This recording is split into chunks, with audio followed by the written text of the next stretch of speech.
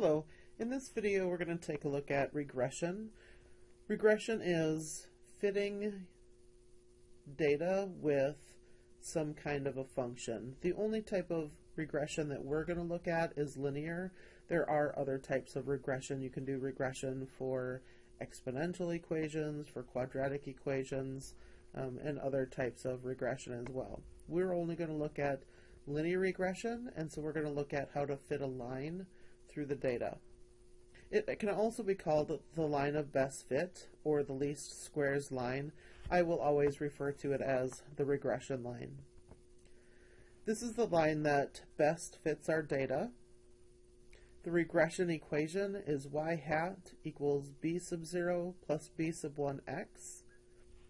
B sub 1 here is your slope. This indicates how steep the graph of the line is that's passing through the data, and b sub 0 is the y-intercept. So that's the value when x is equal to 0. The x variable is also called the explanatory variable, the predictor variable, and the independent variable. The y variable is also called the response variable or the dependent variable. So we already talked about the next line. The slope is b1 and the y-intercept is b0. The equation, when you're talking about a population, the only thing that changes here is instead of b's we use the Greek letter beta.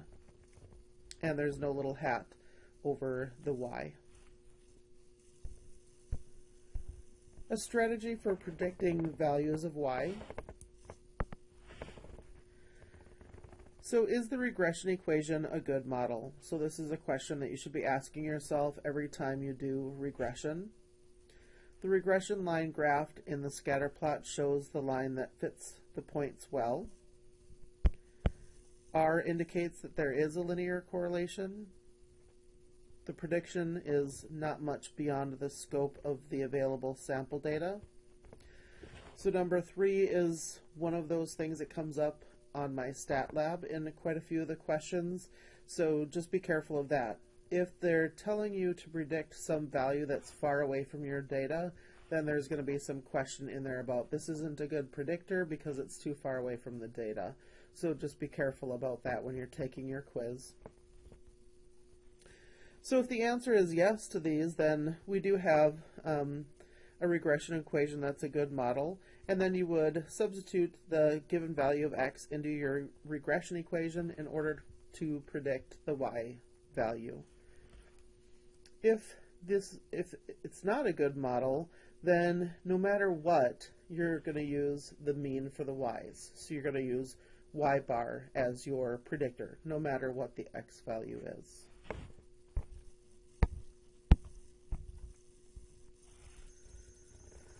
So now we're going to use the data below. It's for shoe print length to predict the height of someone with a shoe print length of 29. So we have 5 pairs of shoe print lengths and heights. And so you're going to enter these shoe print lengths into L1. And you're going to enter in the heights y into L2. So go ahead and enter those into your calculator. Click on Stat. And then go to Calc. And under Calc, in my calculator, I believe it was option number 4. There it should be linreg. And the things that you'll need to tell it are where you have your X list, so that should be L1 and L2. So this would be where you have your X's, and this is where you have your Y's. So that's all that you will need to give it. And having the top row in L1 and the second row in L2, you should get the linear regression equation y hat equals 1.72x plus 125.41. It should also give you R. R is 0.591, so this is the correlation coefficient that we calculated by hand in the previous video. And so you want to test to see whether or not this linear regression model is actually a good model or not. And in order to do that, we need to find the critical value from the table. And so I'm just going to open up our table. Here is our table.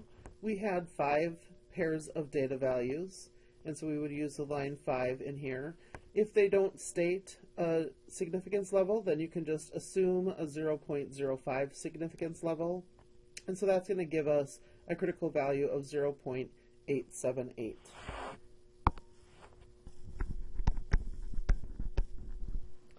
And since our value for R is less than our critical value, then what that tells us is that there is no linear correlation.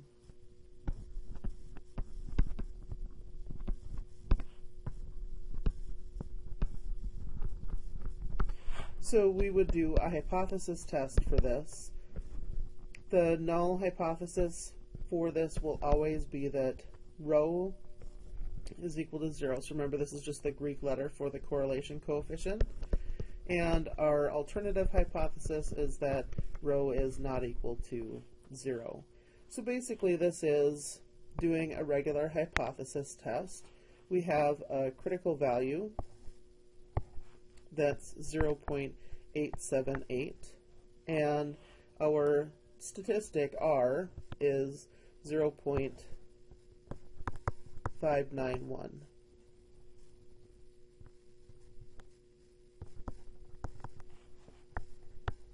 And so we're not in the tail, and so that would tell us that we would fail to reject. And so basically we're accepting that rho is equal to 0, which means that there is no correlation. Well, I shouldn't say no correlation. It's no linear correlation. You have to be careful about that. And so there is no linear correlation, and so the best predictor of this is going to be the mean. And the mean for this, because you have your data in your calculator already, you click on Stat, Calc, and then 1 var stats, and that will give you your mean. And the mean of the y values here, so you want the mean of L2, is 177.3, and this is in centimeters. So again, you want to decide whether or not there is correlation or not. So the first thing that I would do is a hypothesis test using R, and if it passes that, then make sure that you look at a scatter plot of your data as well. Remember, you can look at a scatter plot of this. In order to do that, you would click on Second Stat Plot. You can either turn on or off your stat plot. And once you have it on, make sure that you have the correct graph type selected. So we had done some histograms with it before. You might have to go back in there and just change the type of graph that you have. And then once you have the stat plot turned on and you have the correct graph type picked, so that would be the first option for type there, is the scatter plot. So then you would go click on exit out of there, so make sure that you have the changes made that you want made, and then quit out of the stat plot area, and then click zoom on the top there right below the viewing window, and then you want to make sure that you select zoom stat. If you don't select that, then oftentimes things won't show up on your calculators. So you can go ahead and look at the scatter plot of your data. Next, we're going to take a look at all 40 of the shoe print lengths and heights. So I did perform the tedious task of entering all 40 of these into my graphing calculator. If you're going to go ahead and try this, just take your time and make sure that you're checking things as you go, because if you make a mistake early on by forgetting a value or adding an extra one in, it's a lot of work to fix. So once you have them all in, the process is the same. You're going to click on Stat, go over to Calc, and then down to lin reg. Make sure that you have L1 and L2 selected, and then go ahead and get your values. So when you do that, y hat ends up being 3.22x plus 80.93. The r that we get is 0.8129.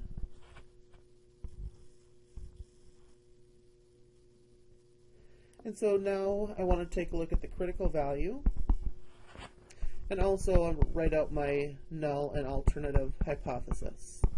So the null is always going to be that rho is equal to 0, and the alternative that rho is not equal to 0. So bring up my table. I had 40 pairs of data, so I want the line for 40, and the critical value here is 0.312.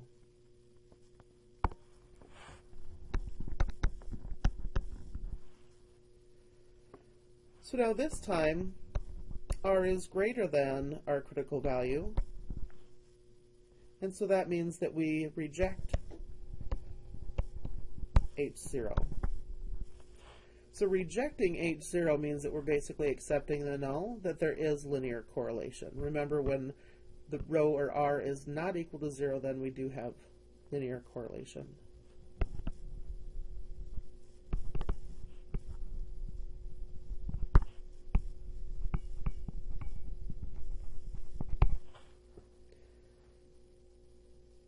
So that means that we can use the linear regression equation that we found to do our prediction. And so we want to predict someone's height when their shoe print length is 29. So that's going to be y is equal to 3.22 times 29 plus 80.93. And that should give you 174.31 centimeters.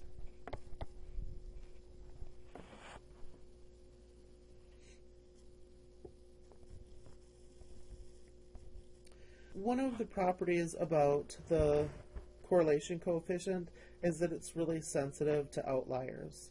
So what I want you to do now is, if you did put the data in your calculator, go ahead and just add another point at the bottom of your list. Add in a 41st data value of 35 in L1 and 25 into L2. And then do lin reg again on this. And this time you would get the equation y hat is equal to 0.20x plus 176.64. And r changes to negative 0.0216. So I don't even need to go look up what the value in the table is. This is so small and so close to 0 that we're not going to have linear correlation here.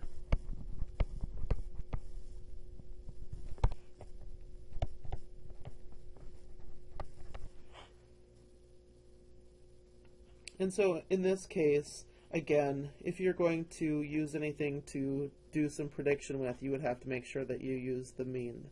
And you also want to be careful about outliers, so this is why it's important to take a look at the scatter plot, find any outliers that may happen, and then just double check to see if that's a typo or if that's an actual data point. So if it's a typo, and you can really tell that it's a typo and not just an outlier, because sometimes there's data that happens to be an outlier and it's actual data. If you determine that it's just a typo, then you can take that data value out or fix it. In our next example, we have 40 eruptions of the Old Faithful Geyser in Yellowstone National Park. Duration times in seconds were recorded along with the heights feet of the eruptions. The linear correlation coefficient is r equals 0.0915, and the regression equation is y hat equals 119 plus 0.0331x, where x represents duration time. The mean of the 40 duration times is 245.0 seconds, And, oops, I was supposed to fix this. This should be mean, not man. Of the 40 heights is 127.2 feet. What is the best predicted height of an eruption with a duration time of 12 minutes? So is there correlation or not? The null is always that rho is equal to 0, and the alternative is that rho is not equal to 0. Our R is 0.0915. We had 40 eruptions, and so the critical value, if we go look up at our table, 40 gives us a critical value of 0.312.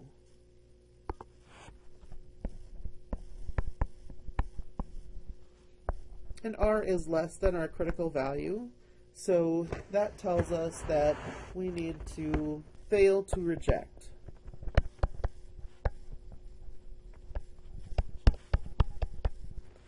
So if we're not rejecting our null hypothesis, that means that R truly is equal to 0, rho truly is equal to 0. This is not a good predictor.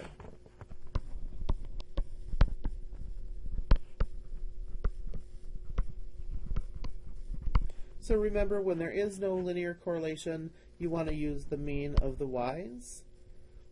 Duration times in seconds is your x variable, and then the heights in feet is your y variable. And so we want the average of the heights. So the mean of the 40 heights is 127.2 feet. So this would be our best predicted value because there's no linear correlation. If you're doing your quiz and they ask you for some data value that's really far away from the data that was used to do the calculations, you need to be careful of that because that's another reason not to use it. You can only use regression equations to predict things that's close to the vicinity of the data that you have. The next example, find the best predicted repair cost for a full rear crash for a Volkswagen Passat, given that its repair cost from a full front crash is $4,594. How does this result compare to the $982 actual repair cost from a full rear crash? So you're going to enter in the top row into L1 and the bottom row into L2. And when you do that, you're going to get y hat is equal to negative 0.2x plus 2062.6. The R that you get is negative 0.2826. And then we can look up the critical value. 7 data values here. So we want 7 data values. It gives us a critical value of 0.754. And really, all of our R's so far, except for that one, have been positive. You're really looking at the absolute value of this thing. So you just ignore the sign of R, and the absolute value of R is technically what we're looking at. And since that is less than our critical value, we're going to fail to reject.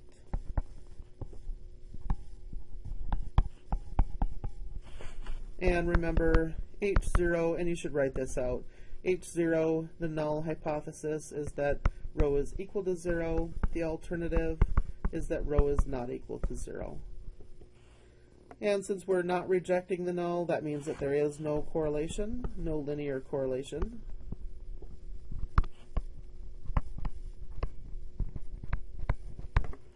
And so the best predictor then would be the average.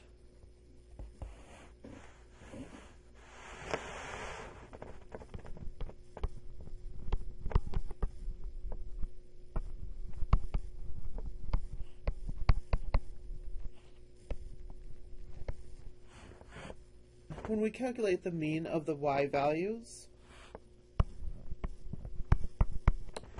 we get 1,614.7.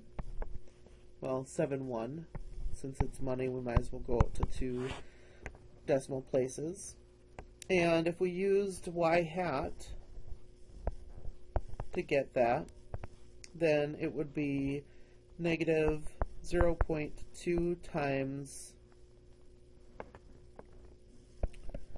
4,594 plus 2,062.6. And when you plug that in, you get 1,143.80.